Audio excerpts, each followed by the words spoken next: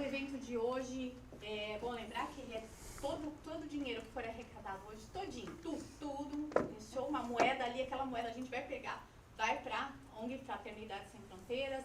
O Andrei Moreira está aqui, ele vai falar um pouco da fraternidade depois para a gente. Vai começar então o seminário.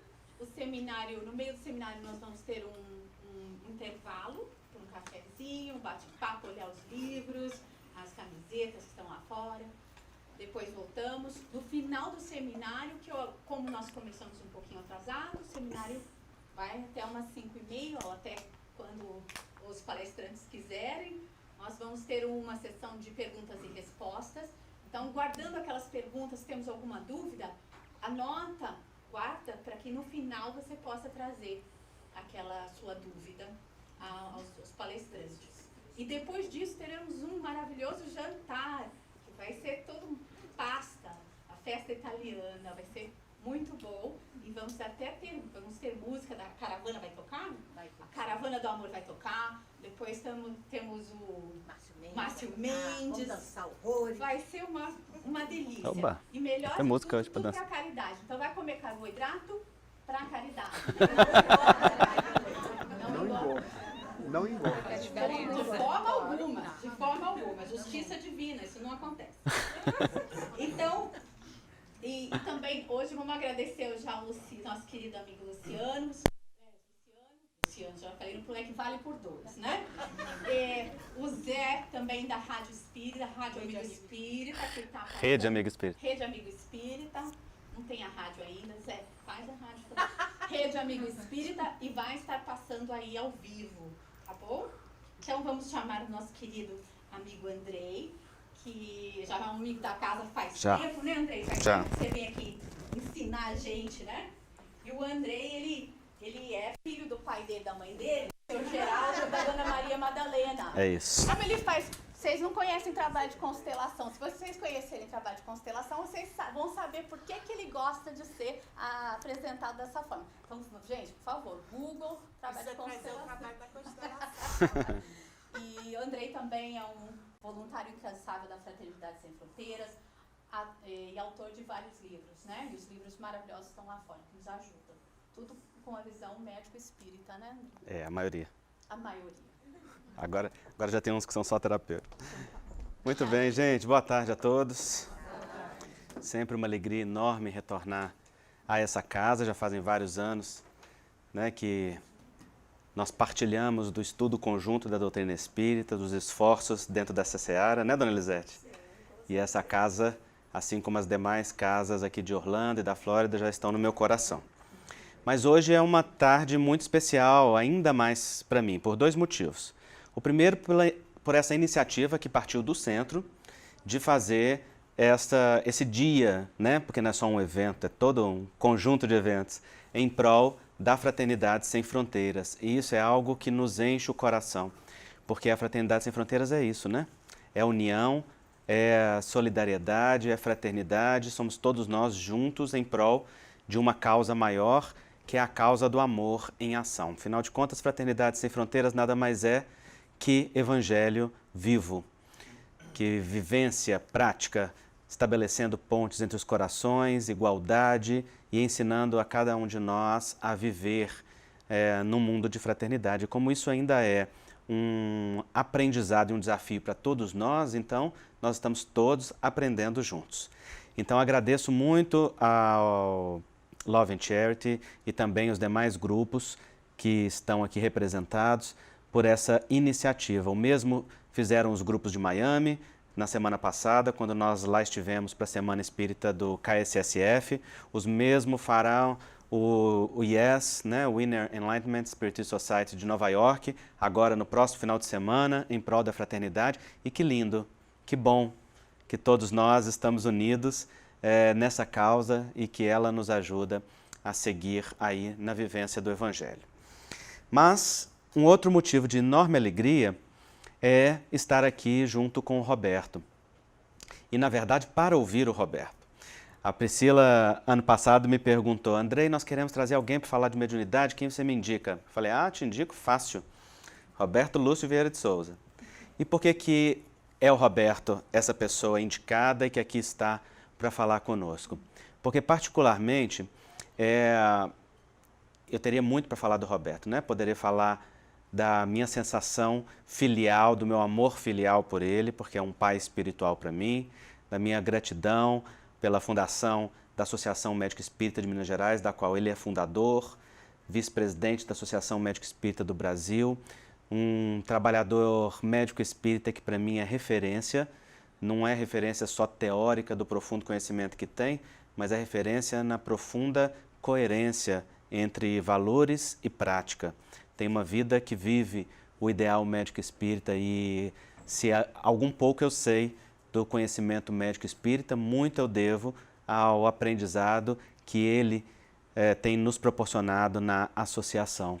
Então eu tenho uma enorme gratidão e amor por ele e tenho muita alegria que ele esteja aqui para falar conosco sobre mediunidade, porque esse tema é um dos compromissos do coração e da vida dele. Particularmente, é o médium mais sério e comprometido que eu conheço.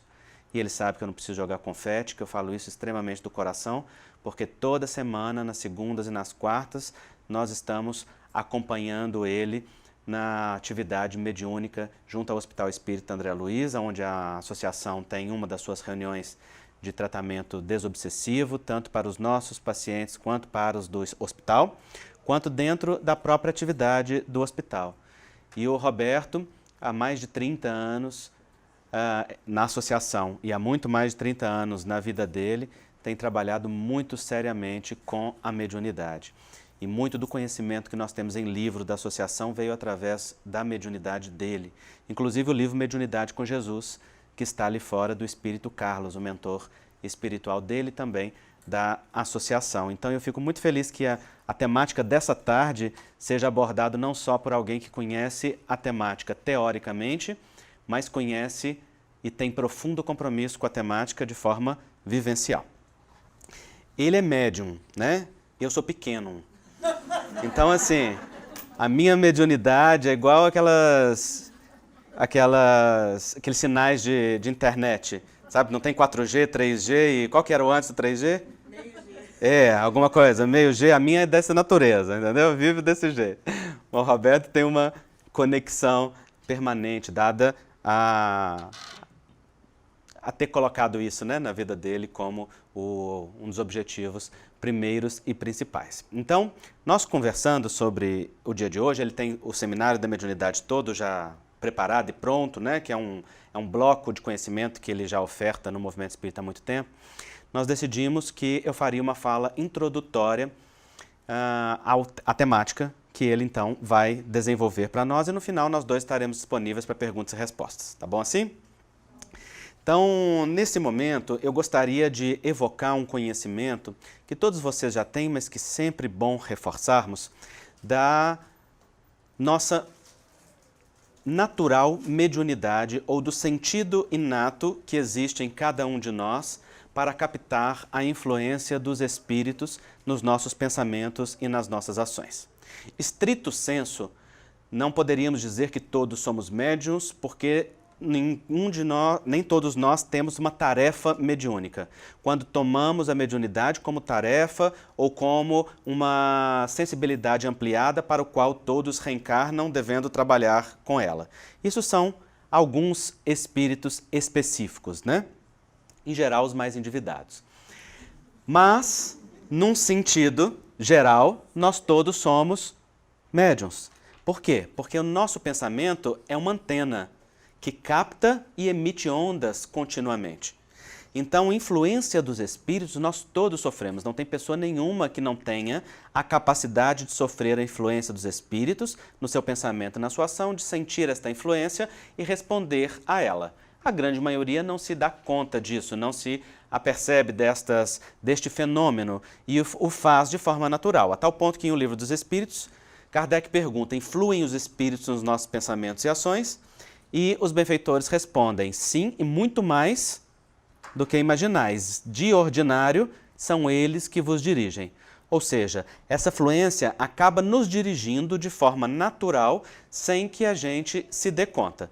E aquelas pessoas que têm uma sensibilidade mais ampliada, que vieram com seu corpo espiritual e seu corpo físico preparado para ter esse sentido mais apurado numa área ou outra, vem com um encargo dentro dessa temática de que o Roberto vai nos falar. Então eu queria falar aqui desse sentido natural em nós de produzir e captar pensamentos e sentimentos. Poderíamos dizer que pensamento e sentimento são como se fosse um casal de namorados. Andam sempre de mãos dadas.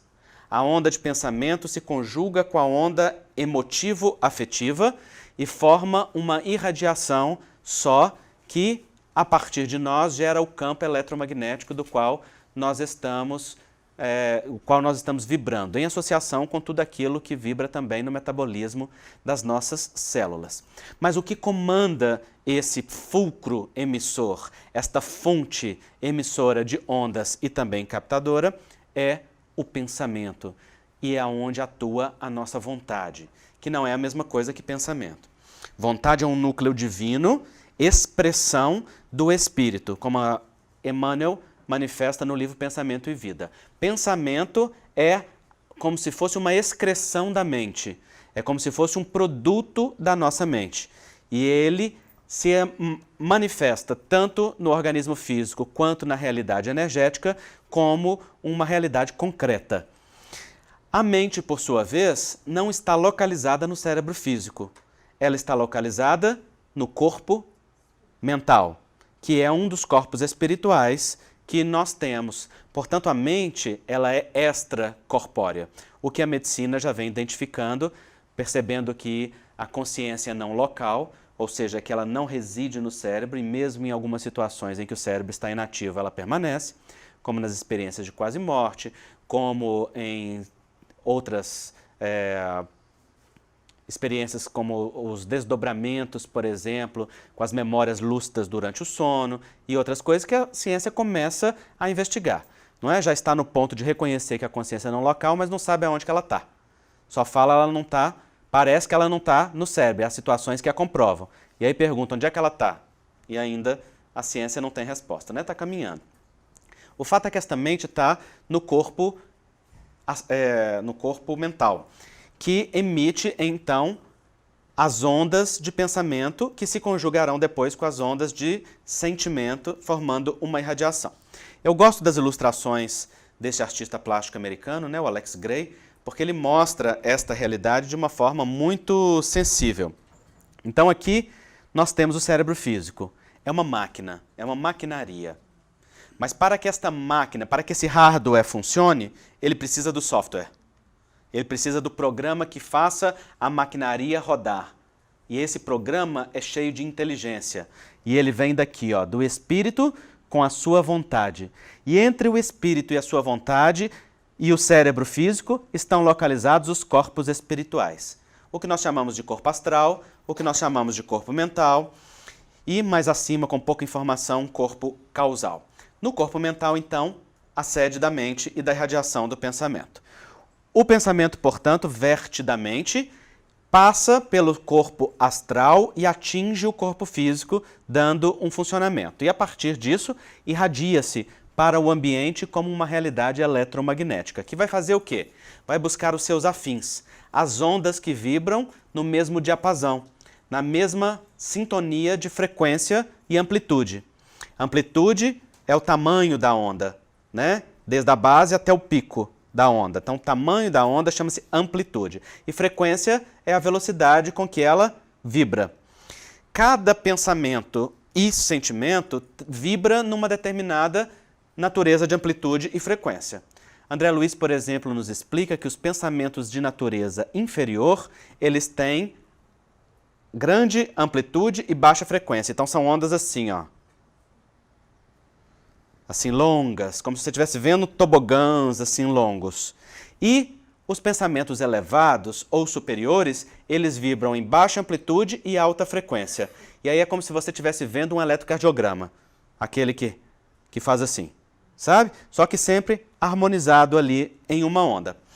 O que muda com esta natureza de diferentes amplitudes e diferentes comprimentos de onda? Muda a capacidade de penetração deste pensamento, de sintonia, de reverberar com outras ondas que entram em ressonância. Ressonância é um fenômeno físico que uma onda vem com uma determinada frequência, encontra outra com determinada frequência e juntas elas formam uma realidade conjunta que é muito maior do que as duas. Não é 1 mais 1 igual a 2, é 1 mais 1 igual a 20. Elas somam e aquele resultado faz uma onda que está na mesma natureza, mas com muito maior força e capacidade. O que nós fazemos então? Emitindo pensamentos continuamente, nós entramos em sintonia contínua com espíritos que vibram na mesma frequência, pessoas que pensam na mesma natureza de onda, emissões que foram da mesma natureza. Isso nós não estamos falando apenas de desencarnados, de espíritos que estão fora da matéria. Estamos falando também de encarnados. Eu vibro aqui uma onda, você vibra aí, e nossos campos magnéticos se associam. Aqui, por exemplo, neste ambiente, tem uma egrégora, uma realidade energética coletiva formada pela somatória das nossas emissões, vibrando numa mesma frequência. E, inclusive, a proteção espiritual do ambiente, o envolvimento diz respeito a isso. Então, se nós mantemos elevada a frequência, todos vibrando mais ou menos na mesma onda, os espíritos dão uma colher de chá e dão uma harmonizada nessa produção coletiva e faz aqui como se fosse uma cúpula. Você lembra daqueles campos de proteção que os heróis faziam? Né? Criando em volta? A ficção imita a realidade, não é? Não é o contrário.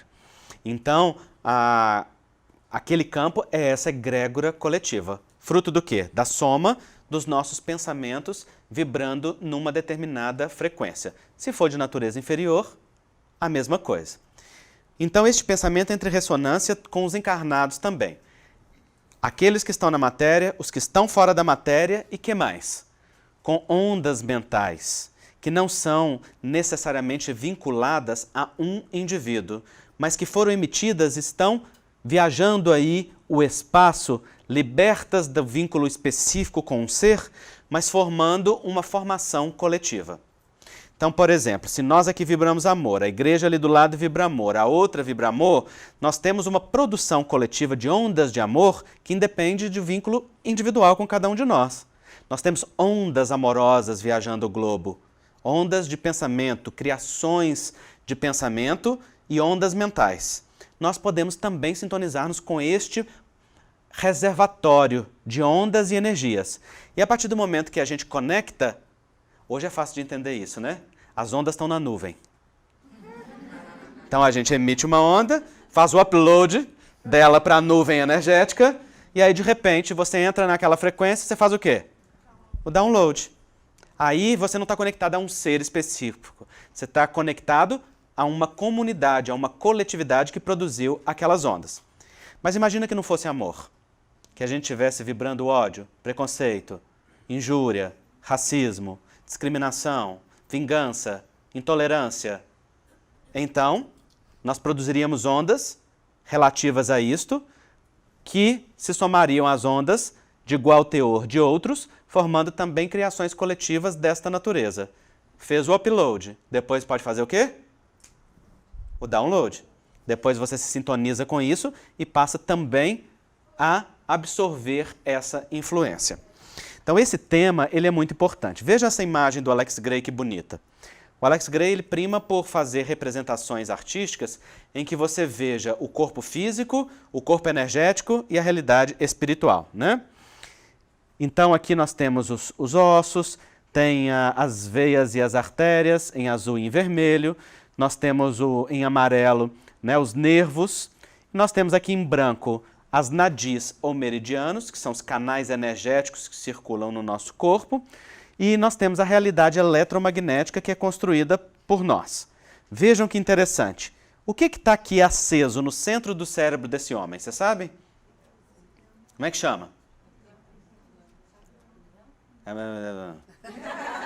Como é que é? Pineal, não é? Vocês têm que falar com gosto, gente. Segundo André Luiz, no livro Missionários da Luz, é a glândula pineal. Não é? Quase citando o capítulo e a página. Porque Missionários da Luz é um livro fundamental de se ler, né, e conhecer a obra de André Luiz, que é a base, depois de Kardec, do pensamento médico espírita. Então, aqui nós temos a glândula pineal, que é o portal da mente, o portal da mediunidade, o portal da vida mental, que conecta o corpo mental com o corpo físico. A onda do pensamento vem de lá, irradia-se com mais intensidade a partir da pineal e espraia-se para as zonas corticais específicas, gerando ativação nos diversos setores, né, dentro do campo da neurofisiologia da mediunidade. E aqui nós temos então a pineal iluminada. Por quê? Porque as ondas que este homem está emitindo enquanto está no estado de oração, ou estado de meditação, ou estado de elevação da sua alma em sintonia com o belo e com o bem, é de alta frequência, que entra em ressonância com o quê? Com as altas frequências que estruturam o próprio universo. Porque o universo é estruturado como uma força do pensamento divino, em imagem alegórica, né? Porque Deus não é pessoa. Então vibra o quê? Vibra no amor. E assim, aqui nós temos não só uma pineal iluminada, como nós temos uma irradiação que corresponde a ela.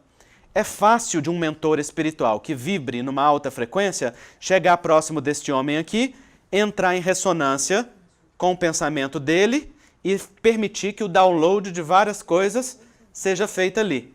Porque então ele vai absorver ideias, conceitos, sentimentos, inspirações que depois, na nossa maneira egóica de viver, nós vamos achar que são nossos. Mas que, na verdade, vieram lá da nuvem, não é? Para nós e que afloram em vários momentos ao longo da nossa vida. Ou se essa pessoa tiver uma percepção mediúnica mais ampliada, ela vai perceber uma presença, uma inspiração, um pensamento entrando em ressonância com ele. Mas podia não ser uma frequência elevada, não é? Podia ser uma frequência inferior. E aí, da mesma forma, aqueles que sofrem, aqueles que passam por dificuldades, aqueles que querem prejudicar, aqueles que têm gostos e semelhanças de tendências a nós, vícios, interesses comuns, aproximariam por ressonância vibratória, com intenção ou não, ou seja, querendo promover algo ou simplesmente atraídos, e, da mesma forma, nós faríamos o download dos sentimentos deles, dos pensamentos deles, das ideias deles, podendo traduzir isso em questão física, psicológica, mental ou emocional. Então, qual é a base que define a natureza de sintonia que nós vamos ter com aqueles que classificamos como obsessores ou espíritos sofredores, ou aqueles que são os mentores ou inspiradores espirituais de mais alta categoria? A natureza da qualidade de onda mental e emocional que nós vibramos.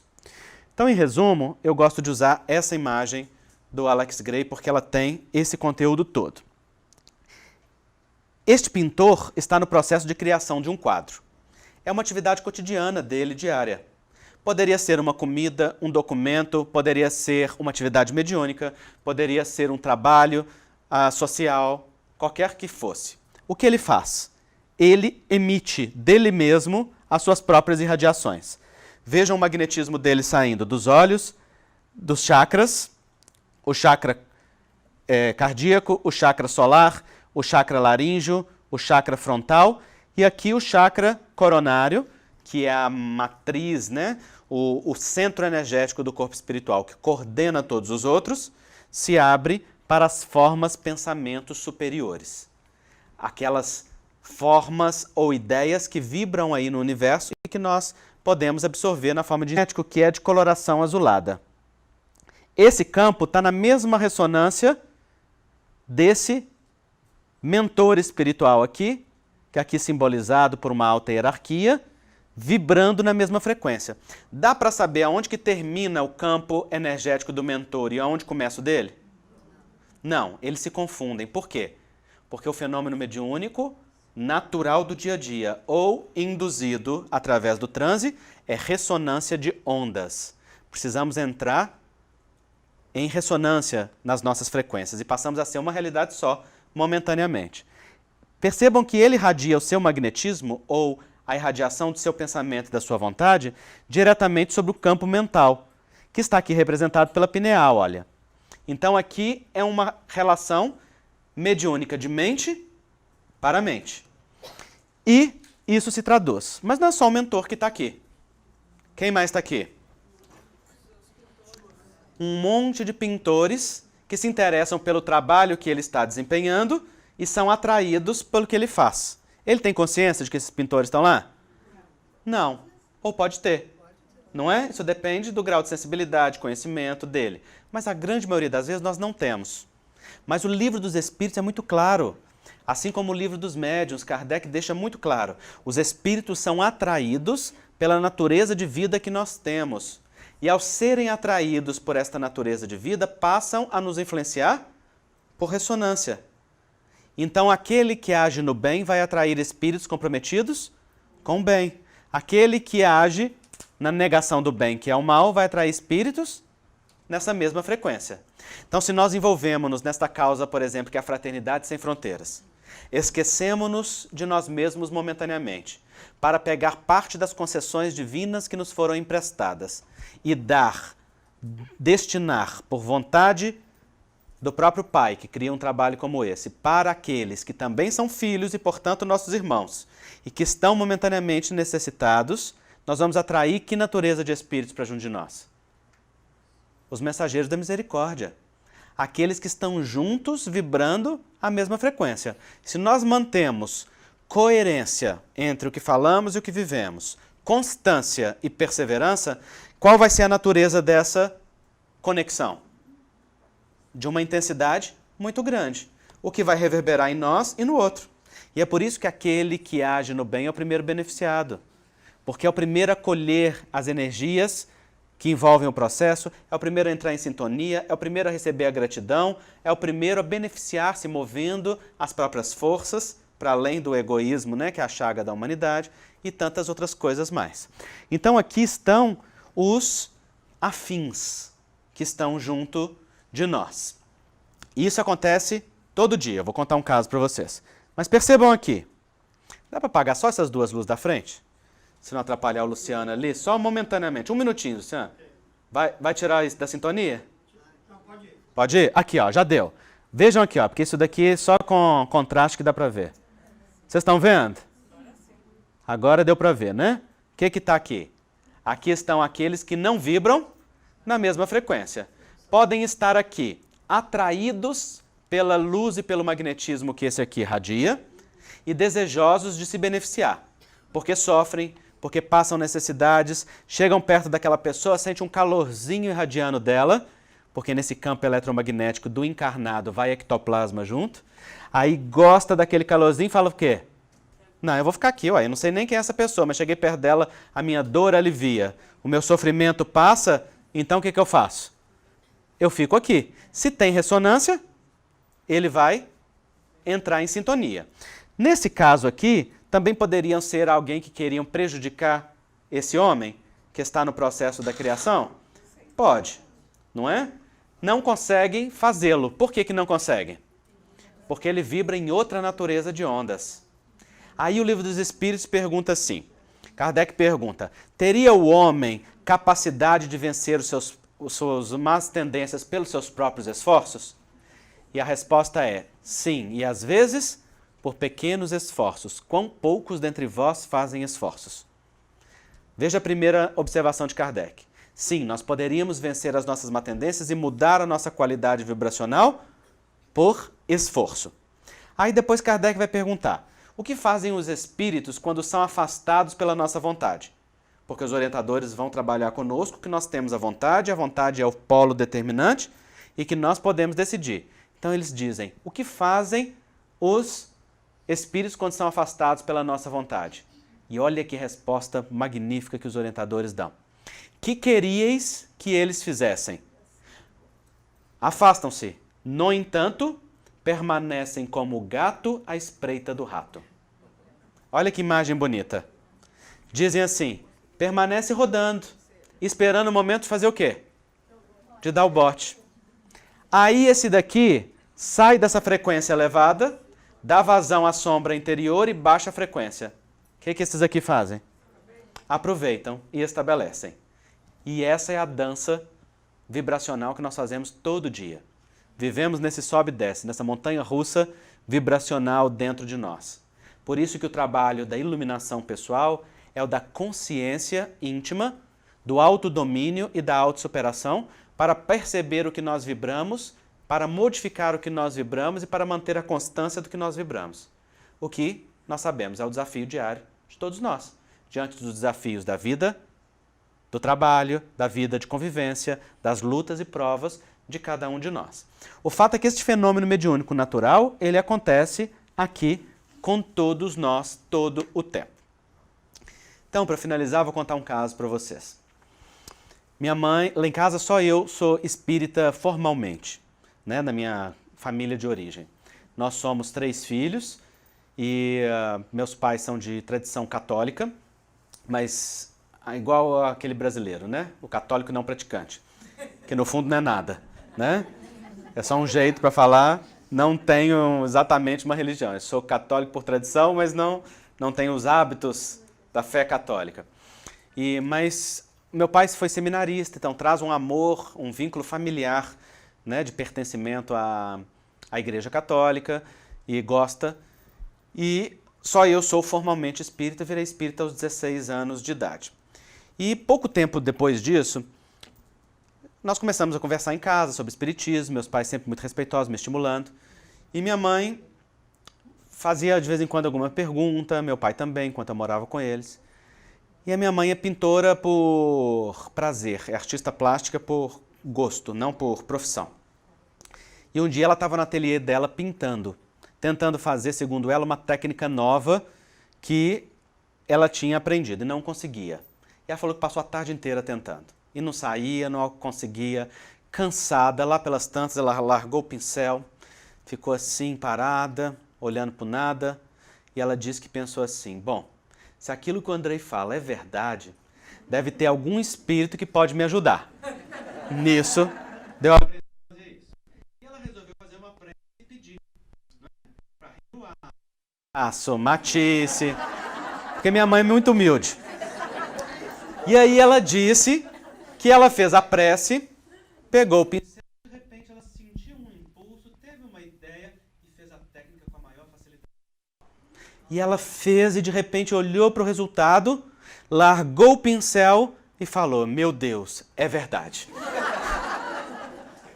Aí eu conto para ela essa situação, né, e outro dia, contando para ela que eu falo isso em palestra, ela, como que você conta, meu filho? Aí eu contei a história, ela, não, meu filho, tá contando mentira, não foi assim não. Eu, mãe, tô mentindo em palestra? Ela, tá.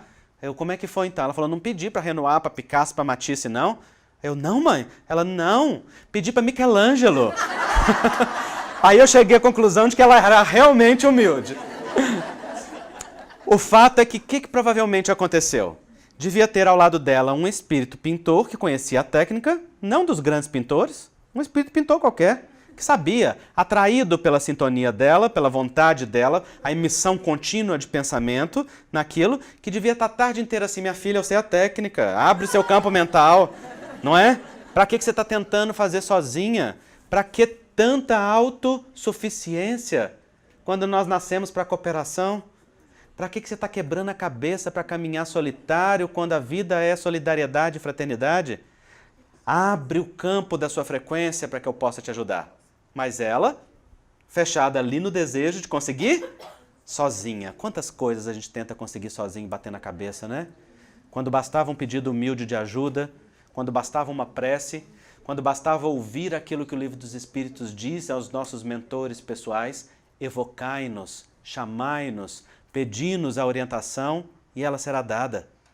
E então ele deve ter ficado ali o tempo todo assim, faz uma prece, preciso que você eleve a frequência para que eu entre em sintonia e você capte a onda mental. E de repente ela o fez. E no momento que fez, como estava na sintonia, entrou rapidamente na ressonância. E isso se traduziu em impulso, em ato, em palavra, em ideia, como acontece diuturnamente com cada um de nós. Então, nesse sentido, todos nós somos médiuns. Médiuns que emitimos ondas e influenciamos outros, médiuns que captamos ondas de encarnados e desencarnados e somos intermediários de pensamentos, de sentimentos, de ideias, de conceitos, de energias que nos atravessam entrando na sintonia conosco. Por isso o grande trabalho é que nós, através do autoconhecimento, do autodomínio e, sobretudo, da autossuperação, saibamos eleger, modificar, transmutar a natureza de onda que vivemos e que vibramos. Mas isso só faz aqueles que assumem a autorresponsabilidade na vida. Aqueles que sabem que não são os espíritos que têm tarefa de fazer isso por nós, mas somos nós que temos que educar-nos a nós mesmos. Que somos nós que temos que modificar como pensamos, como sentimos, conhecendo a nossa natureza, conquistando a nossa sombra pessoal através da aceitação, através do acolhimento, para que a luz que nela também há possa vir à tona e permitir que o melhor se faça por cada um de nós. Então, com estas ideias, de que nós somos mente pulsante, sentimento e coração vibrante, emitindo ondas continuamente, que essas ondas entram em ressonância e atraem os afins, que estabelecemos coligações, nós todos estamos em processos mediúnicos permanentes na vida. E volta e meia em um transe mais profundo, através dos trabalhos específicos que a tarefa da mediunidade com Jesus nos dá a oportunidade de fazer. E como a grande maioria de nós traz a sensibilidade da mediunidade mais ampliada como tarefa, como oportunidade de redenção pessoal, ela se converte num convite ao trabalho no bem. E o Roberto vai nos falar disso essa tarde. Então, com muito carinho, eu passo a palavra para o Roberto, para que a gente possa estudar juntos sobre a mediunidade e depois nós estaremos disponíveis para perguntas e respostas.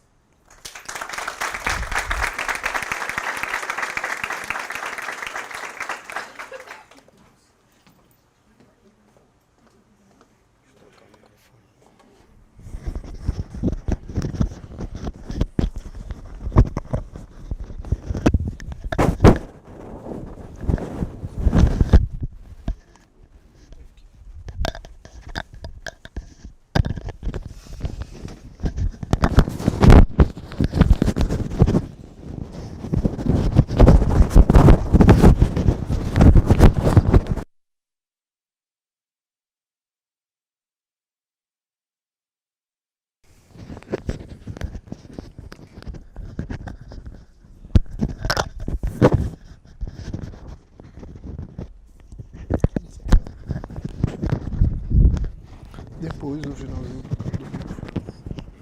do livro.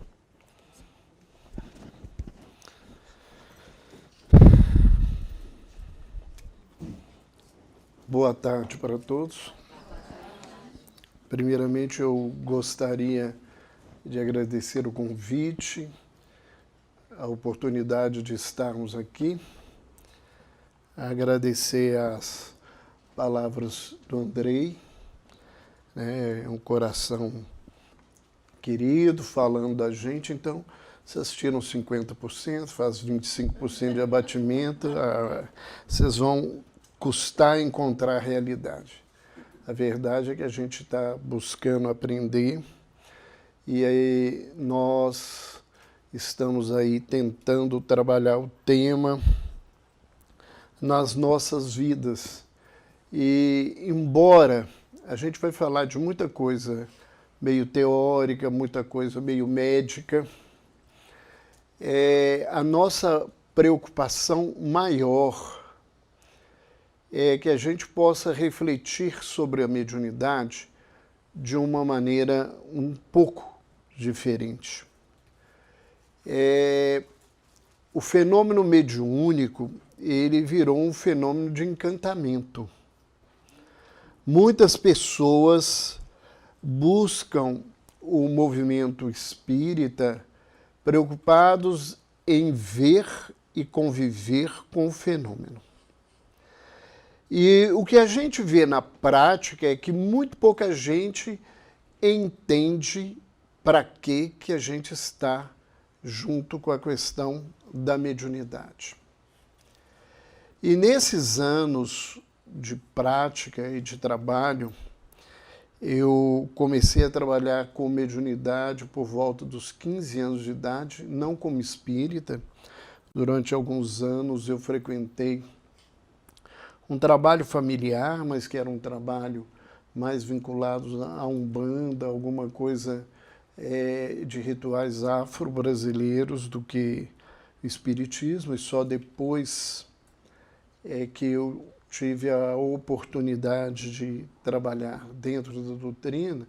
Então, nesses anos todos eu aprendi, principalmente em companhia do Espírito Carlos, que é esse orientador e que nos dá essa obra Mediunidade com Jesus, que são textos onde ele comenta versículos do Evangelho, trazendo para a gente reflexões éticas, práticas para a vida no trabalho mediúnico, que a gente precisa quebrar o encanto e tomar o lugar de responsabilidade que a gente tem. E a nossa perspectiva, então, é de que essa reflexão ela não fique simplesmente no campo teórico, mas que a gente possa buscar entender por que a gente tem uma mediunidade e o que a gente deve fazer com ela, não nesse lugar que muita gente acredita, que eu vou para a casa espírita ajudar os outros, né? A mediunidade foi feita para ajudar o médium, e é isso que a gente precisa refletir. Então, nós vamos começar com algumas reflexões para cada um de nós buscarmos essa ideia. Chico Xavier, ele fala, isso é um texto de um livreto pequenininho que eu acho que muito pouca gente conhece, que se chama-se Orações de Chico Xavier, e que todo mundo acha que é prece, não, é as orações, são frases dele que foram reunidas num livretozinho que fala de como que ele vê a vida. É uma obra que eu tenho no meu consultório, tenho dentro de casa, eu sempre que posso, que eu consigo, eu busco o livrinho para dar para alguns amigos. Sempre tem as reuniões de desobsessão. Em contato com os espíritos sofredores, aprendi bastante. Ao mesmo tempo em que lhes auxiliava o tratamento, estava sendo tratado. O médium que se afasta de quem sofre, foge à sua própria realidade. Muitas vezes é o nosso discurso, eu estou doente, eu estou lá tratando. Essa frase que o Andrei lembrou aí em determinado momento, que é muito repetida, que nós somos os maiores endividados, que os médiuns são os maiores problemas. Mas eu aprendi com os espíritos que muitas vezes a gente fala isso por pura vaidade. Para os outros falar assim, não, você é bonzinho, você é maravilhoso, que é o contrário, né? Você tem uma mediunidade assim, assado. Né? Não é, a realidade é que eu precisava tratar. E como eu sou um paciente muito complicado, a gente fala em medicina, eu tenho comorbidades, eu tenho um monte de doença. Se eu tivesse vindo para tratar de uma a uma, essa encarnação não ia ficar muito fácil. Então eles colocaram um monte de gente na minha vida, com as suas dores e com as suas lutas, para me dizer das dores e das lutas que eu tenho na vida, e cada vez que a gente pode ajudar alguém, a gente aprende um pouquinho da possibilidade de nos ajudar. Embora nós sabemos muito dar conselhos, mas sabemos muito pouco aproveitar os nossos conselhos. Então essa frase do Chico não é uma frase de humildade, é uma frase de constatação. Quando o médium ele está numa reunião de tratamento, ele está sendo tratado. Todas as vezes que eu tenho a oportunidade de lidar com a dor do outro, eu estou lidando com as minhas dores.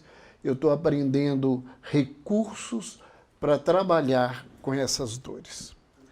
E ele continua dizendo assim: não há obsessor tão empedernido que não ceda em seus propósitos, quando sua vítima delibera lhe estender a mão, propondo um pacto de amizade. Então, qualquer dificuldade, qualquer desafio, e um dos maiores desafios dentro do campo da mediunidade é a obsessão, tudo isso é passível de tratamento. Somos nós é que temos que buscar essa situação. E André Luiz, em Mecanismo da Mediunidade, ele diz assim: o estudo da obsessão, conjugado à mediunidade, se realizado em maior amplitude, abrangeria o exame de quase toda a humanidade terrestre. São essas condições que Andrei colocou para a gente nessa parte introdutória, junto com a questão obsessiva que fala da nossa vida. Nós somos verdadeiros obsessores. E nenhuma obsessão existe sem processo de autoobsessão. Porque se existisse alguém que estivesse sendo influenciado negativamente pelos espíritos, sem que essa pessoa tivesse algum comportamento de dificuldade anterior, isso seria injustiça divina. Então, todas as vezes que nós convivemos com um processo deste, nós estamos convivendo com a nossa realidade interior. Os nossos obsessores, eles fazem o esforço só de nos lembrar aonde estão as nossas dificuldades. Não sei se aqui vocês, quando trabalham com evangelização infantil, mas muita gente veio de lá, já às vezes com conhecimento espírita, e na evangelização a gente canta uma musiquinha que é muito real. Quando eu aponto um dedo para o vizinho, tenho 3 dedos apontados para mim, né? Primeiro me diz, você também é culpado, não julgue para não ser julgado. Então, todas as vezes que um obsessor chega na nossa vida, ele só está falando daquilo que está dentro de nós. E é nessa preocupação que a gente tem que caminhar com o processo da mediunidade e da obsessão. Opa, o que foi aqui? Não. Deixa eu voltar aqui. Isso, desculpa. Vamos falar um pouquinho de conceitos para a gente refletir melhor. Eu gosto muito dos conceitos, né? Então vamos lembrar que mediunidade é, na verdade, uma capacidade, né? É um sentido além dos sentidos que a gente já possuía no processo de evolução, que leva a criatura a apreender essas energias que estão ao nosso redor, a decodificá-las e transmiti-la às outras pessoas. Quando a gente fala assim, né, que mediunidade ela tem que ter um emissor, um receptor, e alguém, um ambiente que vai receber essa mediunidade, nós vamos ver que algumas pessoas têm sensibilidades que necessariamente não se transformam em fenômeno mediúnico. E que elas mais são anímicas do que, na verdade, medianímicas. Por exemplo, a vidência. Eu posso ver espíritos e não contar para ninguém que eu vejo espíritos. E nem trazer as mensagens que os espíritos trazem para ninguém. Embora a pessoa tenha uma sensibilidade que é a vidência, essa vidência não se transforma em fenômeno mediúnico. E ela é anímica, porque não é um espírito que vê através de mim. Sou eu mesmo que, num estado ampliado de consciência, vejo o mundo espiritual, que é diferente de quando na psicofonia um espírito influencia o médium e através dele ele traz o pensamento dele, o sentimento, a proposta, a ideia, o desafio que ele carrega dentro dele. Então, muitas pessoas, muitas vezes a gente fala em fenômeno mediúnico, mas ele é mais anímico do que mediúnico. E por que eu tenho essa preocupação de trazer isso aqui? Porque eu vejo muita gente, e isso não é incomum no movimento, falar de animismo como se animismo fosse a pior coisa do mundo. Como ser anímico é algo inadequado para um trabalho mediúnico. E não é verdade. A vidência é anímica. A audiência é anímica.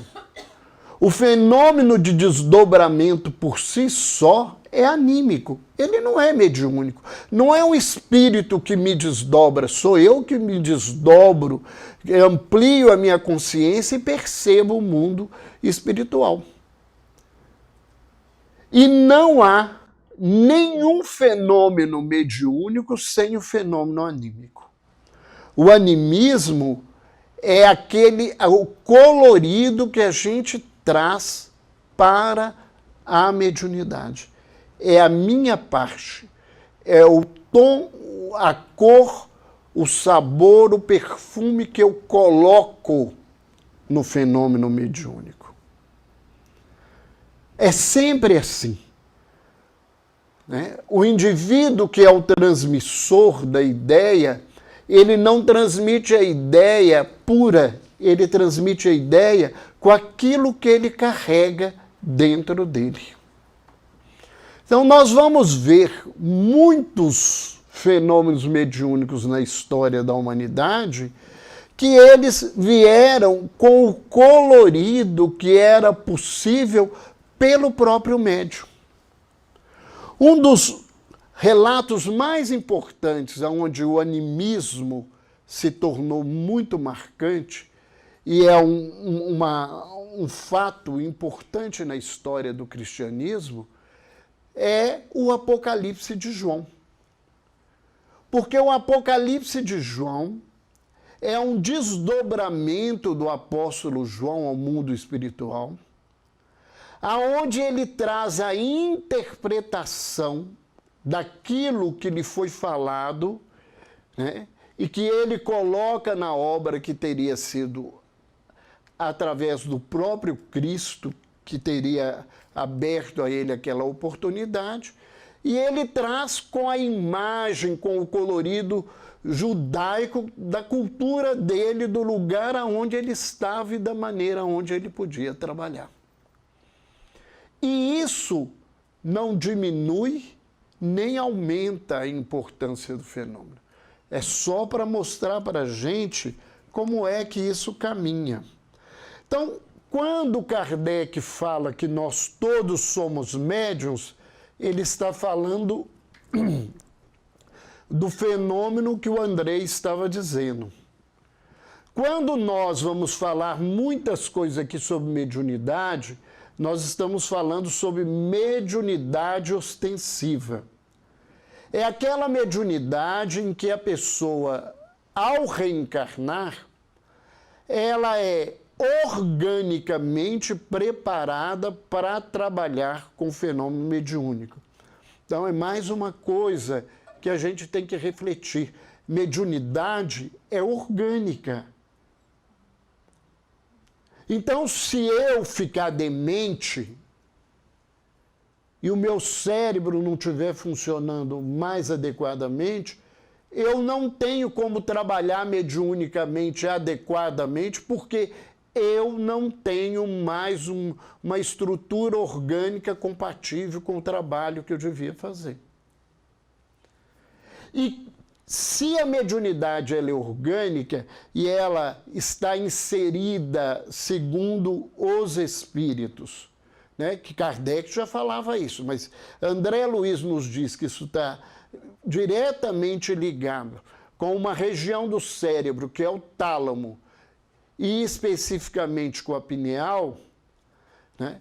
E esse tálamo, essa região, ela é uma região que é influenciada por todo o restante do cérebro, ela recebe informações de todo o cérebro e ela devolve informações para todo o cérebro, todas as vezes que essa estrutura está comprometida de maneira importante, vai haver alteração no trabalho mediúnico.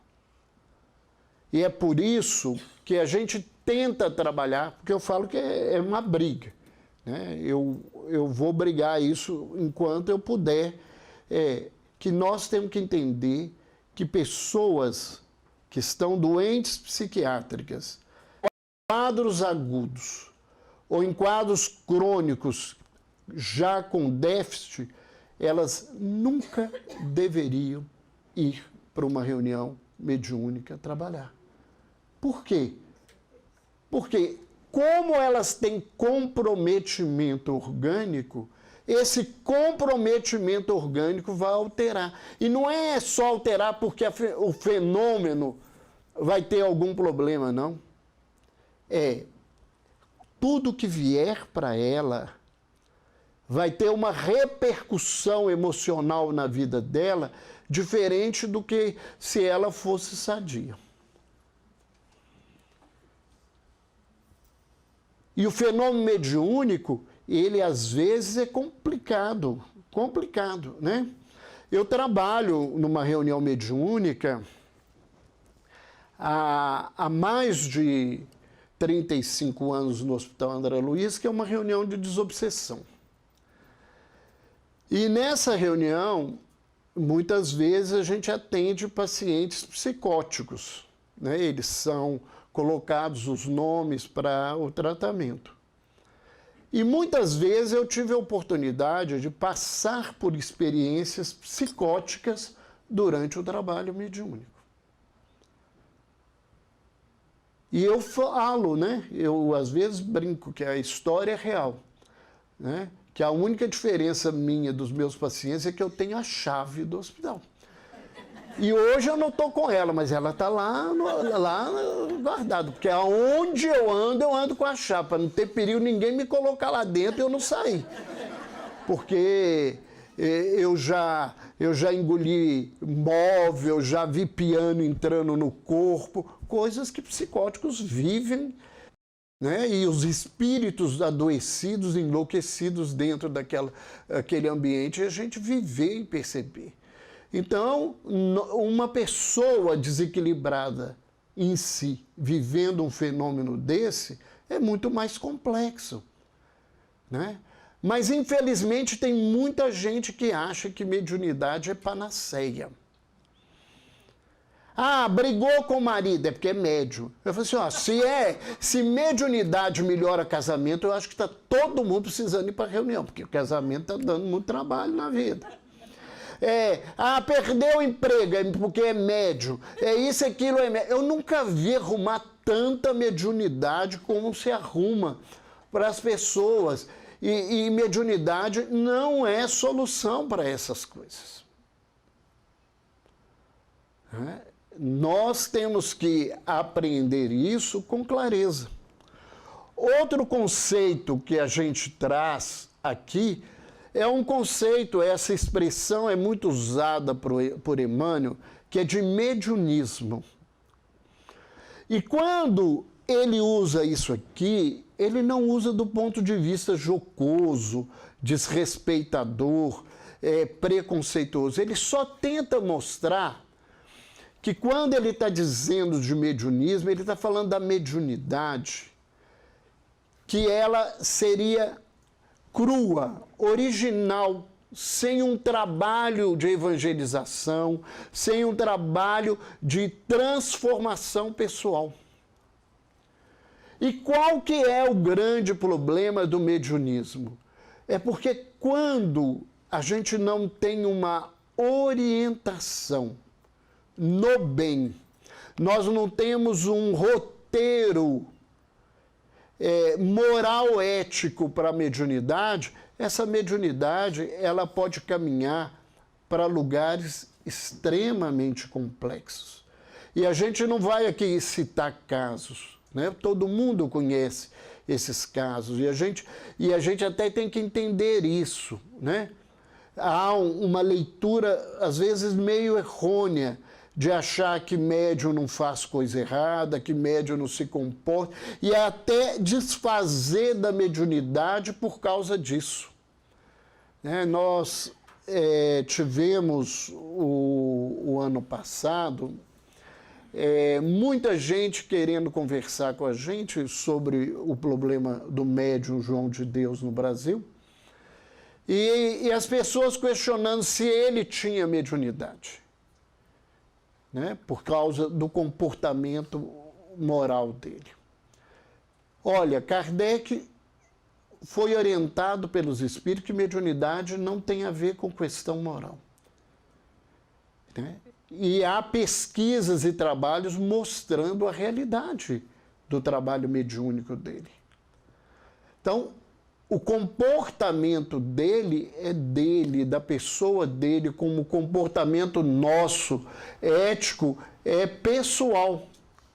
E isso não faz que uma pessoa tenha um fenômeno mais rico ou menos rico. Como não é uma religião que vai fazer um médium ser uma pessoa diferenciada, né? Existem médiums em todas as religiões. E médiums de quilates, né, de grandeza em todas as religiões. E há pessoas sem nenhum conhecimento de espiritismo que foram verdadeiros exemplos de fenômeno mediúnico. O próprio Arigó, que nós acabamos publicando uma obra dele na associação, com um estudo, trazendo relatos de uma companheira que esteve junto com ele durante o trabalho dele, né? E aí eu e Andrei escrevemos vários trabalhos dentro da visão espírita sobre isso. O Arigó, ele não tinha nenhum conhecimento de espiritismo, embora colocar ele no centro espírita para trabalhar, porque ele era de formação católica, uma pessoa muito simples, na pessoa dele sim, muito bruta, né? Um matuto da roça que não queria nenhuma preocupação com essas coisas. E um amigo nosso foi visitá-lo numa das vezes que ele foi preso. E é importante lembrar, ele todas as vezes foi preso por exercício ilegal da medicina. Ele nunca foi preso por ter feito algum crime, de matar alguém, de alguém ter sido lesado pelas cirurgias dele. E esse amigo foi visitá-lo e achou que estava fazendo muito bonito, levou o Evangelho segundo o Espiritismo e o Livro dos Espíritos para ele. Falei assim, muito obrigado, mas eu não gosto muito de ler, não.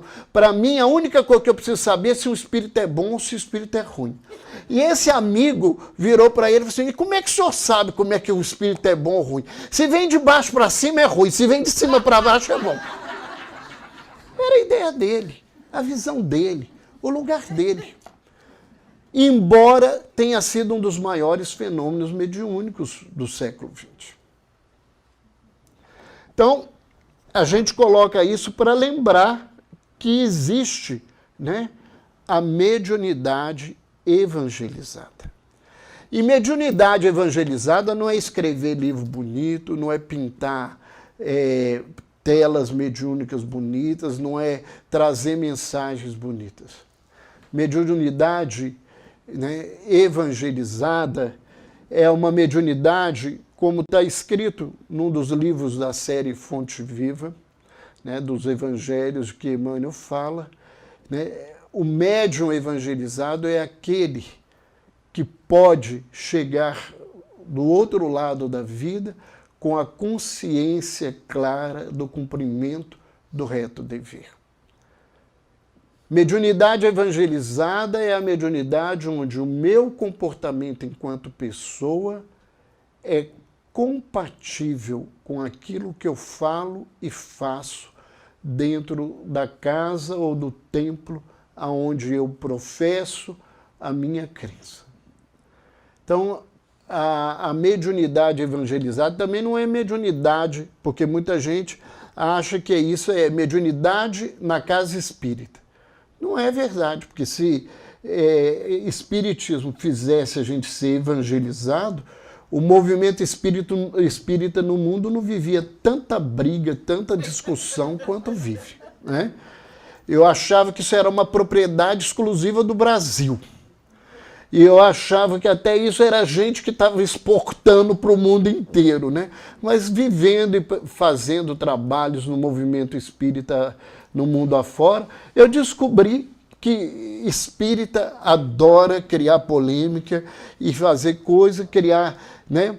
E eu tenho um amigo que diz que graças a todas as confusões que médiuns e dirigentes fazem, que a gente aumenta o movimento espírita. Porque toda vez que um médium fica com raiva do dirigente, ele briga, sai da casa espírita e abre outra casa espírita. Então, que o movimento espírita vive às custas da ranhetice dos dirigentes com a vaidade dos médiuns. E aí fica essa coisa toda, essa situação toda complicada. E nós vamos ver, né, e pensar e refletir como é que nós médiuns ou nós espíritas convivemos com a mediunidade. Existem várias formas de se lidar com a mediunidade. Então, uma das formas são os espíritas experimentadores. Isso aqui não é minha fala, isso é fala de Kardec, né? Os espíritas experimentadores é aquela turma que gosta de fazer ciência, né? De fazer pesquisa, de buscar as coisas. Eles têm interesses e eles vivem nesse lugar, né? Tem alguma coisa de errado? Não, a gente precisava até mais do que isso. A gente tem muito pouco experimentadores hoje, né? O movimento espírita, na realidade, no mundo, ele perdeu o caráter científico. Embora o povo fala muito que doutrina é ciência, um monte de coisa que o pessoal fala aí para mim de ciência, eles não estão sabendo o que é ciência, não, né? Ciência é uma coisa muito mais séria, né? E a gente não vive nesse lugar, né? Outro grupo é o grupo dos imperfeitos, que deve ser 98,999 de nós todos, que a gente compreende a mediunidade, mas a gente não vive. A gente não utiliza nesse sentido de transformação pessoal. Aí quando eu falo assim, mas o senhor é muito pessimista, eu falo assim, eu não sou pessimista, não, né? A realidade é que a gente é muito pouco comprometido com transformação no sentido de atividade mediúnica. E eu não consigo falar sem colocar a minha linguinha, que quando eu desencarnar vai precisar de um caixão ao lado. Andrei, você não escutou isso. Eu tenho uma língua grande, mas ele nem pode ouvir isso, porque você tampa o ouvido dele lá. Mas a grande maioria de nós não pratica essa questão da mediunidade no contexto que a gente precisa, e nós vamos ver isso mais à frente. Nós temos os verdadeiros espíritas, os espíritas cristãos, que são aqueles indivíduos que aproveitam o que aprendem na mediunidade para se modificar, se renovar a cada dia. E nós temos uma turma grande dos exaltados e os fanáticos, que estão presos à teoria, né, que eu falo muito, que é a teoria do leito de Procusto. Você sabe o que é o leito de Procusto? Alguém aqui sabe? O Procusto era um sequestrador que havia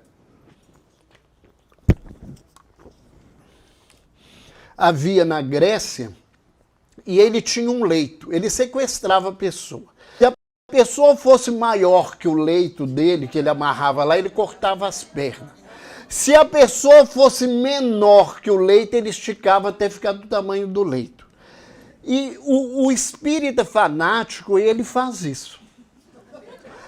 Ele tem justificativa para toda bobagem que acontece, em vez de assumir, olha, isso tem que ser questionado. Então, assim, de repente, a gente está numa reunião mediúnica e a avó da Simone chegou.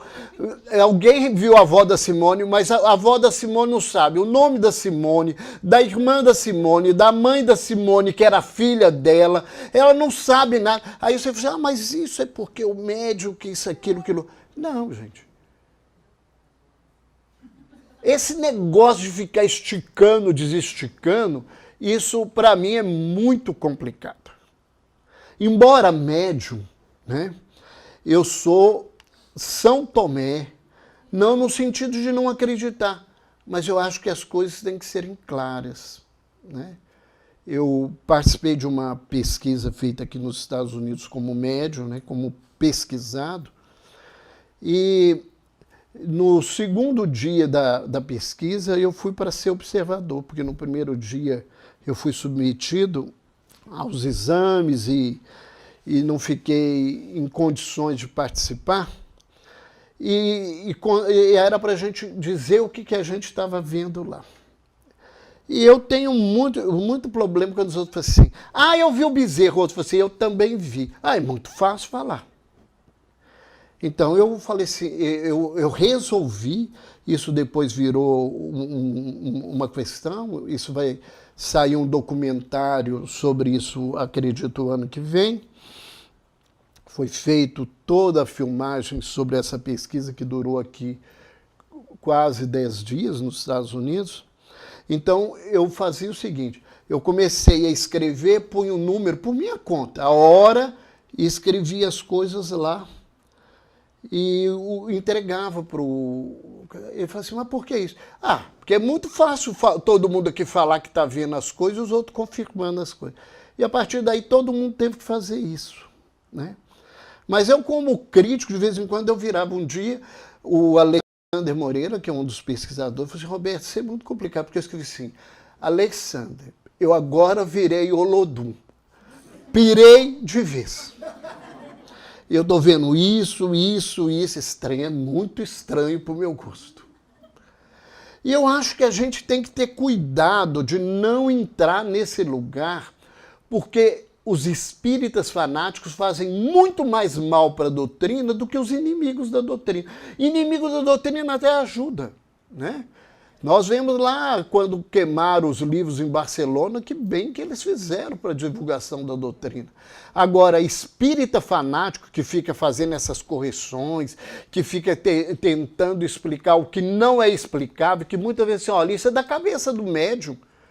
Ah, mas ele vai ficar ofendido. O problema é dele, não é problema meu, não. O que a gente precisa aprender é não ficar ofendido, né? Doença de médium chama vaidade. Né?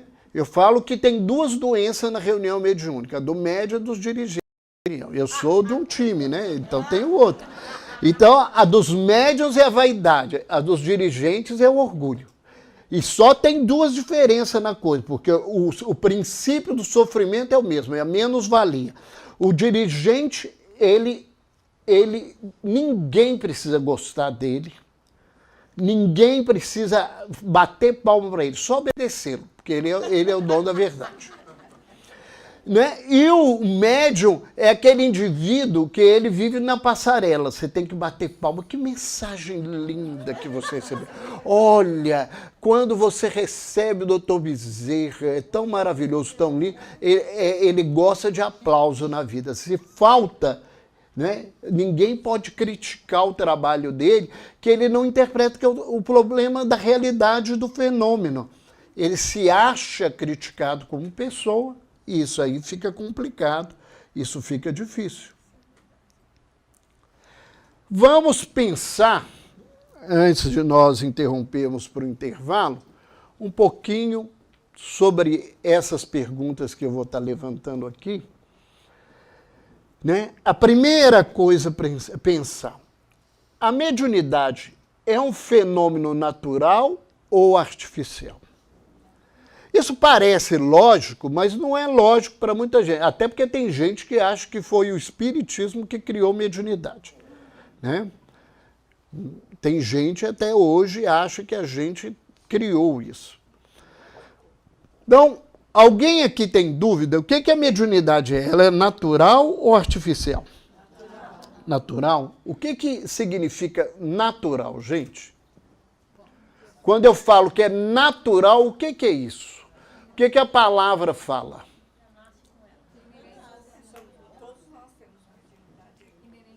Ela é da natureza. Ela faz parte da natureza, da realidade da natureza. E tudo que é natural, e essas coisas aqui foram coisas que o Carlos foi nos ensinando aí, então ele diz assim, se a mediunidade é uma coisa natural, ela tem algumas características. Primeiro, ela é universal. Ela se expressa em todas as criaturas possuidoras de pensamento contínuo, sentimento, razão e livre-arbítrio. Mediunidade não é propriedade de ninguém especial. É claro que tem gente que tem mediunidade mais ostensiva e menos ostensiva. Mas quem de nós que uma hora, né, não vê um vulto e sente... Aí eu vou falar uma coisa que aqui tem muita gente vai entender, sente, né, uma vibração, mas a gente que é mineiro, a gente tem uma mediunidade especial na vida. Nós somos os únicos médiuns no mundo que a gente sente um trem. E o dirigente da reunião sabe que trem que a gente sente. Você diz assim, olha, eu estou sentindo um trem, e ele sabe o trem, você não precisa nem explicar o trem, ele sabe que é. A gente não sente locomotiva não, senão fica tá louco mesmo. Mas a gente sente um trem, né? Então, quem de nós que não sente um arrepio, como dizia minha avó, sai morte que eu ainda sou forte, né? Some daqui. Então, todos nós temos algum resquício, ou não é resquício, né? Porque resquício é sobrando algo dessa mediunidade. Todos nós um dia acordamos estranho, preocupados, triste e recebemos uma notícia triste mais tarde. Ou nós nunca passamos por tal caminho, hoje resolvemos passar por tal caminho, encontramos com alguém que a gente precisava encontrar e contar uma história ou falar com ele algo naquele momento. Isso são sensibilidades que a pessoa vive. Então ela é natural. Se ela é natural e universal, tudo na natureza é simples.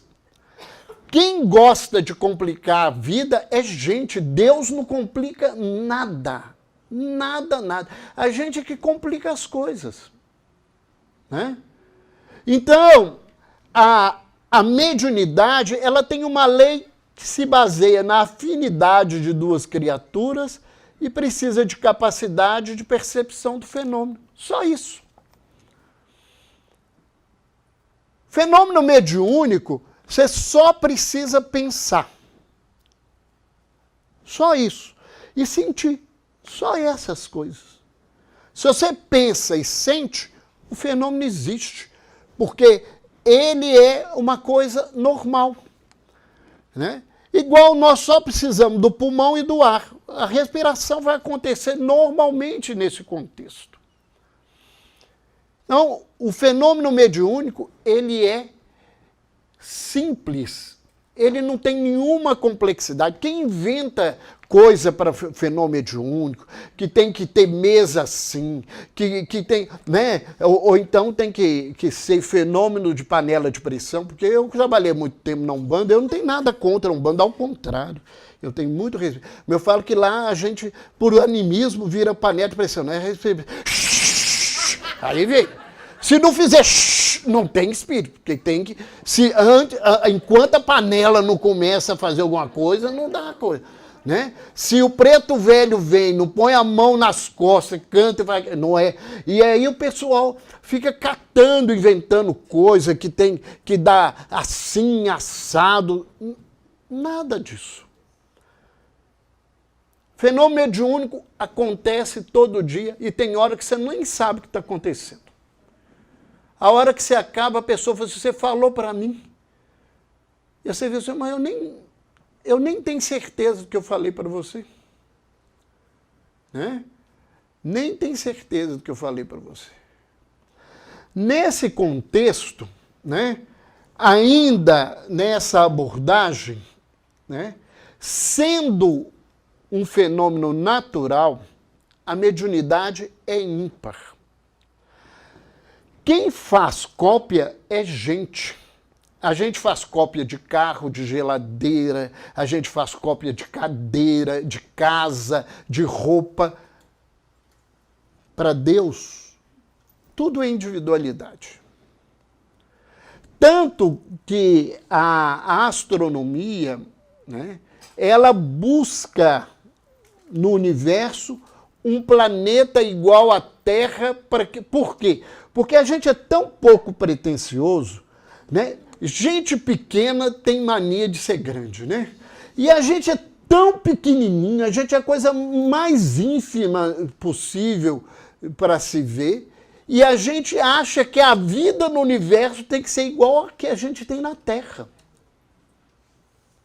Então a gente procura um planeta igual à Terra, porque a gente acha que vida é só esse tipo de coisa que a gente vive. Sabendo, né, que aqui na Terra tem um monte de seres que vivem totalmente diferentes de nós. Existem micro-organismos vivendo, né, dentro dos vulcões em condições que nenhum outro ser consegue viver. Nós não conseguimos viver no fundo do mar, e tem seres que vivem no fundo do mar até sem a luz do sol. Então, nós é que temos mania de achar que tem cópia. Se a coisa é natural, cada mediunidade ela é ímpar. Então, esse negócio de ficar comparando a mediunidade de um indivíduo com o outro, que a mediunidade do indivíduo é melhor do que a outra, não existe isso. O que existe de diferença é a evangelização da pessoa, é a transformação moral que essa pessoa colocou na vida. Mas o fenômeno mediúnico, em cada pessoa, não dá para ficar comparando. Isso não é processo de comparar. Né? E as pessoas dizem, fulano recebe o doutor Bezerra, mas ele não fala como o Chico fazia, como o Divaldo faz, como o Raul, porque eu vi esse fenômeno nos 3 médiuns idênticos. Mas são pessoas com características muito diferenciadas das demais e com uma capacidade de contato muito diferente. Mas isso, né, nem diz que todo o fenômeno pelos 3 era igual. Então não há como comparar a mediunidade de um com o outro. Por isso a gente tem que trabalhar dentro desse contexto. Ainda aqui, né, a mediunidade ela é autorreguladora. Ela tem leis que determinam os seus limites. Então tem gente que fala assim, eu não vou trabalhar mediunicamente, porque se eu ficar mediunizado e não voltar mais. Se você ficar mediunizado e não voltar mais, não, você não está mediunizado, você morreu e ninguém te avisou.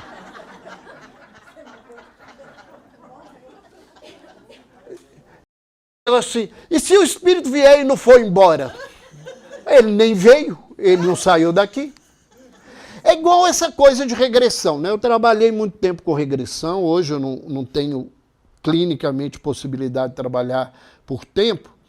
Aí o pessoal fala assim, e se eu for e não voltar? Eu falo assim, mas você não vai em lugar nenhum, aonde você está achando? As lembranças que você tem moram dentro de você, né? Elas não estão fora de você. Então, a mediunidade, ela é autorreguladora. Se eu trabalhar mediunicamente muito, nós vamos falar disso na frente, que é estafa mediúnica, é aquele indivíduo que acha que tem que pagar todos os pecados dele rapidamente, então ele quer trabalhar todo dia mediunicamente, ele vai acabar adoecendo. Igual trabalhar muito, igual se você comer muito, beber muito, se você fizer muito sexo, jogar muito futebol, se você também fizer muito trabalho mediúnico, isso vai te adoecer. Ela é autolimitadora, então vai chegar um determinado momento, né, que o próprio organismo do indivíduo limita esse contexto e essa situação, né? Então nós vamos parar por aqui, e antes de voltar,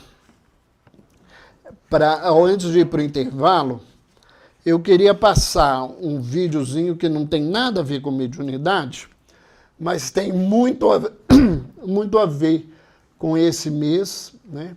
Eu, de vez em quando, as pessoas, eu não tenho hábito de falar assim, o que é essa pulseirinha amarela? Porque tem um povo vendendo pulseirinha dessa no monte de jeito, mas isso não, né? Porque ela ficou mais fácil, eu não trouxe o boto para não esquecer dele no hospital.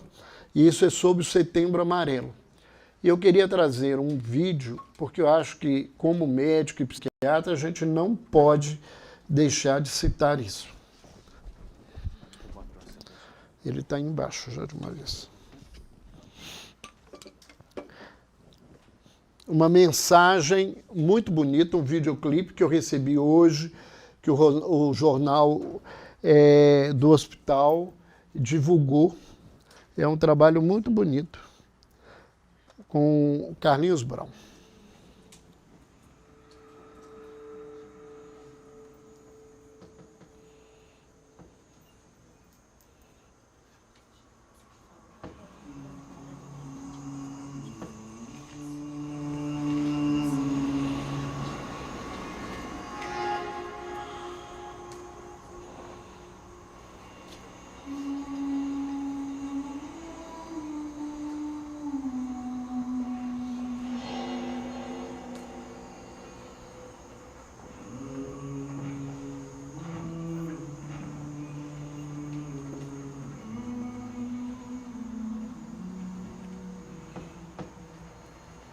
Furacão silencioso, um redemoinho mental, uma tormenta diária, uma dor abissal. Eu te entendo, me coloco em seu lugar. Eu te vejo, posso te escutar. É difícil e pra quem não é, mas te garanto, é pior calar.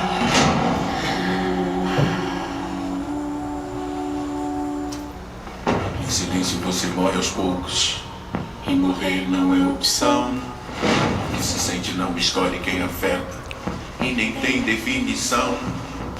Mas vem cá, fique sabendo que tudo pode mudar.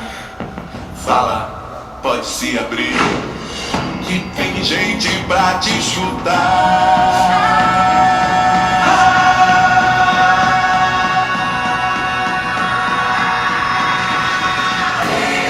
Esse silêncio que consome pode acabar. É só você falar, conta a sua história. Tudo que dói só dói até passar. Primeiro passo é encarar, mulher de frente falar.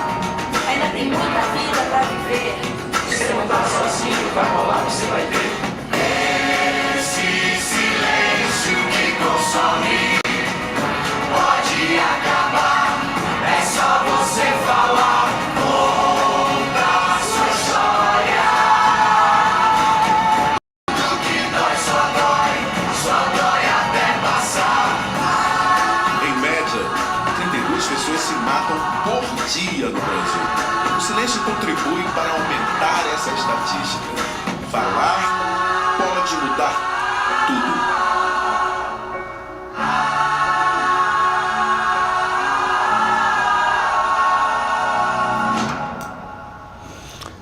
75% das pessoas que se matam no mundo se matam e poderiam estar vivas, porque são portadoras de uma doença cheia de estigma e de fuga. Essa doença se chama depressão. E nós estamos lançando, nós acabamos de lançar agora em julho, esse livro, Depressão, Aspectos Clínicos e Espirituais.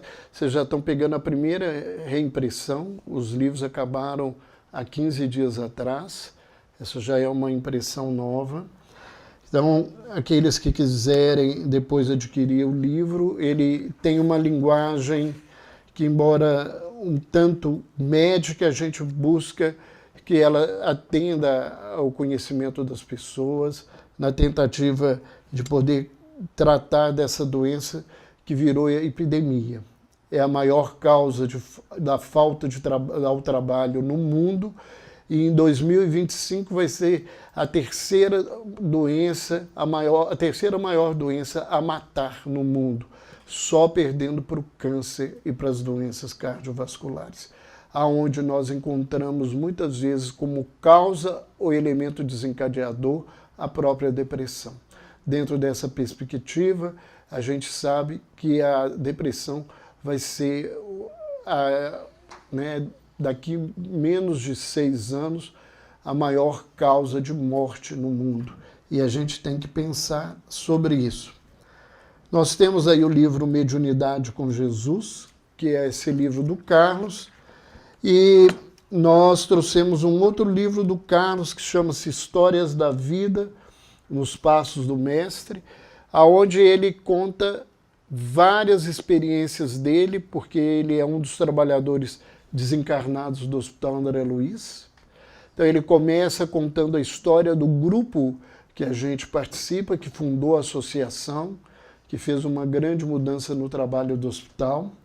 E depois disso ele vai contando, e para contar casos reais que ele acompanha, ele sempre precede trazendo reflexões sobre o adoecimento real da criatura que leva às doenças que as pessoas apresentam dentro dos quadros psiquiátricos. Então, aqueles que tiverem interesse, o Andrei vai falar aí um pouquinho da AME Editora, que é a editora da AME Minas Gerais. Nós estamos com os livros aí. Toda a renda desses livros é para o trabalho da associação, para a divulgação dos livros, e nós estamos às ordens para poder autografar. Nós vamos ter aí 20 minutos depois. Se o Andrei deixar, vocês vão ter 20 minutos, senão eu vou cortar. Vou entrar num processo mediúnico aqui. Roberto, tem recados. Muito bem. Como o Roberto é um médium adestrado, vocês viram que ele rapidamente deu passividade. Esse ali? Não, é esse. Muito bem. Então... Não? Tá bom? É para sair para você, né? Então, gente, nós teremos o break agora com café, biscoito e bolo. Tudo incluso, free, out of charge. Ali do lado, ok? Os companheiros aqui do Love and Charity pediram para anunciar que está sendo feita uma rifa desse... Como é que chama isso? Tamba. Copo de café. Com a logo da Fraternidade Sem Fronteiras, super fofo. Eu, na verdade, estava com vontade de sequestrar e levar para mim, mas disse que é para ser cedido, entendeu? Então tá tudo ótimo. Vai ser aí rifado por $5, quem quiser participar. E eu quero apresentar para vocês os...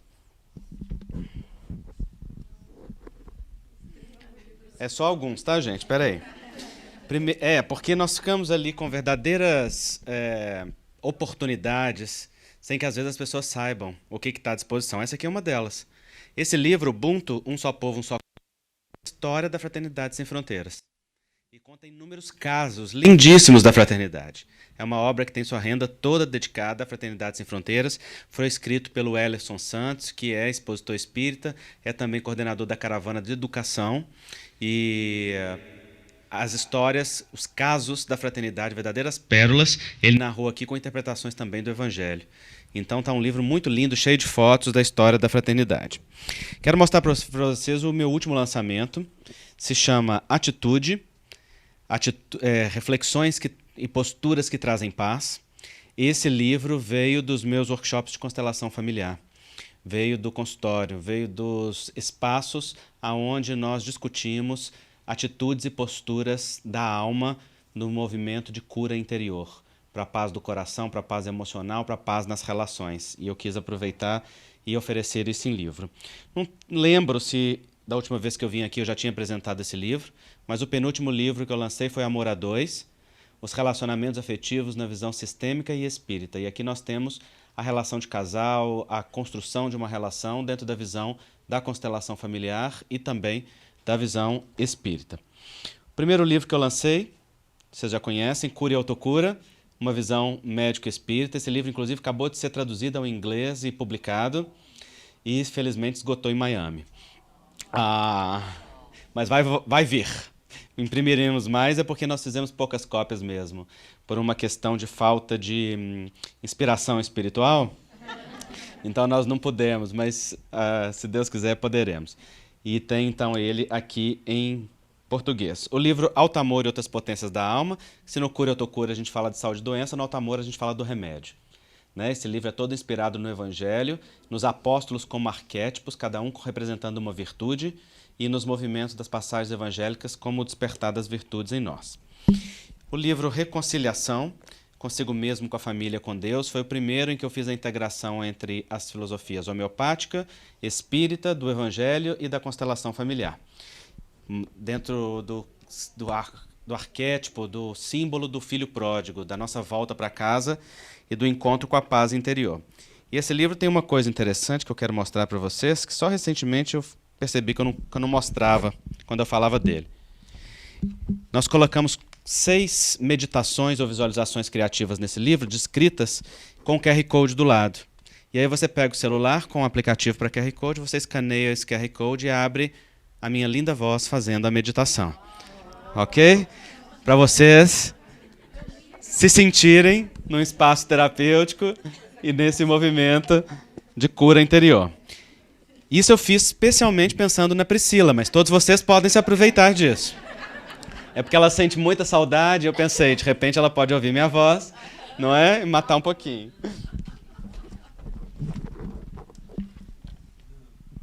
Mas ainda tem mais. Sobre sexualidade, homossexualidade sob a ótica do espírito imortal, né? Sobre a orientação sexual à luz da imortalidade da alma.